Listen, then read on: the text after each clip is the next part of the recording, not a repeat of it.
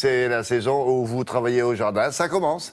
Et le jardinier Télématin, Philippe Collignon, vous recommande une méthode qui fait de plus en plus d'adeptes parmi vous, parmi les amateurs, mais les professionnels aussi. Ça s'appelle la permaculture. Vous avez peut-être déjà entendu parler de ça. C'est une façon de cultiver beaucoup plus écolo, mais c'est un petit peu plus. Regardez.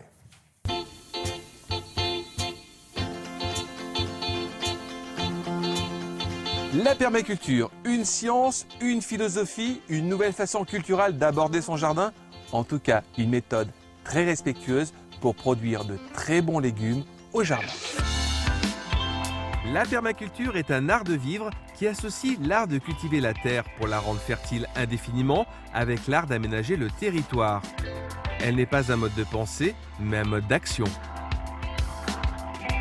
La permaculture, c'est un terme qui associe deux mots, donc la culture et la permanence.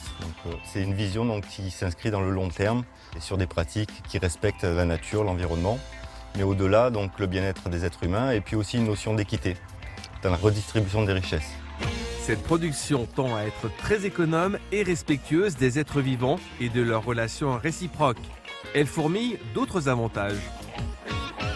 Les grands avantages, c'est de préserver la fertilité du sol, de l'améliorer aussi et de permettre d'aller aussi vers des cultures qui entrent dans un cadre naturel, c'est-à-dire qu'on revient aussi à des cultures qui se perpétuent par elles-mêmes. Le travail du sol, c'est le nerf de la guerre. Les puristes pourront prendre des grelinettes, outils qui retournent très peu le sol, car il ne faut pas mélanger les couches, l'aérer, sans détruire les bactéries. Pour limiter les mauvaises herbes, on utilisera par exemple du plastique noir qui est en fait constitué de déchets organiques du maïs. Il se dégrade sans polluer. Pas de désherbant en permaculture, c'est la main qui fait office d'éradicateur de mauvaises herbes. On étend aussi de vieux cartons qui vont empêcher la pousse des adventices. On privilégie des engrais verts de surface qui vont se décomposer lentement et fournir l'énergie nécessaire à la plante. On paille aussi pour économiser l'eau et limiter la croissance des mauvaises herbes. Le retour des poules au jardin n'est pas contre-indiqué car l'animal fait partie de cette pratique. Après, pour renforcer l'immunité des plantes, pour lutter contre des parasites et des maladies, on utilise des purins naturels à base de plantes qu'on récolte aussi dans l'environnement. L'ortie, ici on en a pas mal. On peut trouver aujourd'hui le purin tout fait en jardinerie ou on le fait soi-même à la maison. Attention, parfois il faut bien se boucher le nez.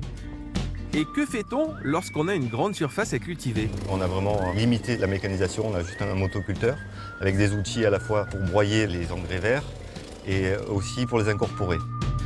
La permaculture, peut-on en vivre aujourd'hui si on est agriculteur? C'est non seulement possible, mais aussi, je pense que c'est un autre regard, une autre vision sur la vie et sur notre place aussi sur Terre. La permaculture, une très belle idée que l'on peut découvrir ici près de Tours, au château de la Bourdesière. Très belle journée à vous au jardin. Voilà pour ce qui va se passer dans votre jardin avec cette permaculture.